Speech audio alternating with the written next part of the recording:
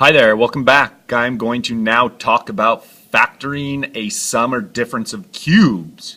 Very similar in its approach to factoring difference of squares. One of the most important components, in my opinion, is the recognition of these types of problems. You need to be able to recognize that you have two perfect cubes, one in the front and one in the back, and they're held together with a sum or a difference sign. So really you're talking about a plus or a minus. So you have a little bit more flexibility here dealing with the cubes than with the squares.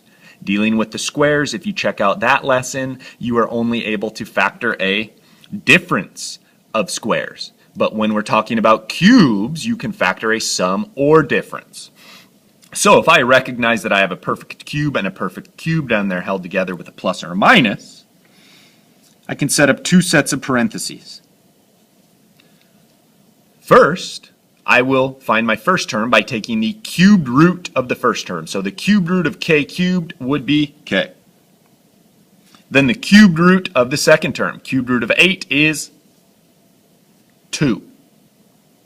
Now, to find my first term here, I will square my first term. So I square k.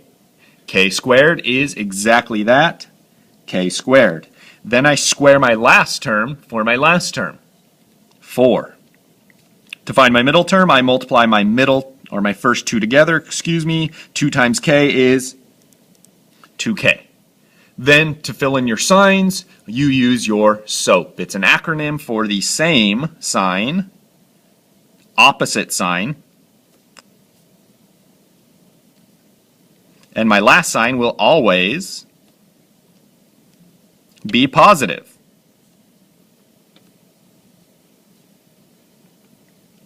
Same sign, opposite sign, always positive sign. So I take my sign, the same sign, which would be a minus. Then I do the opposite sign of that. Well, the opposite of minus would be plus. And then it is always positive on the back end.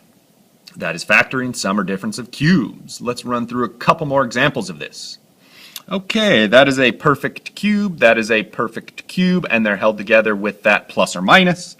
So I can get two sets of parentheses here.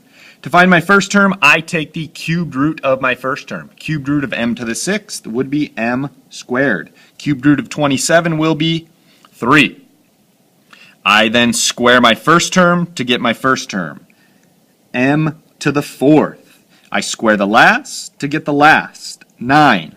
For my middle, multiply these two together, 3m squared, then use that SOAP. Please, please use that SOAP. Same sign, opposite sign, always positive sign. In math or in life, great habit to get into using your SOAP. Next, let's factor problem 3. I have a perfect cube up front and a perfect cube in the back, and they're held together with a plus or a minus. Cubed root of 64m cubed will be 4n. Cubed root of p cubed will be p. Find my first term, square the first, 16n squared. Then I square the last, p squared.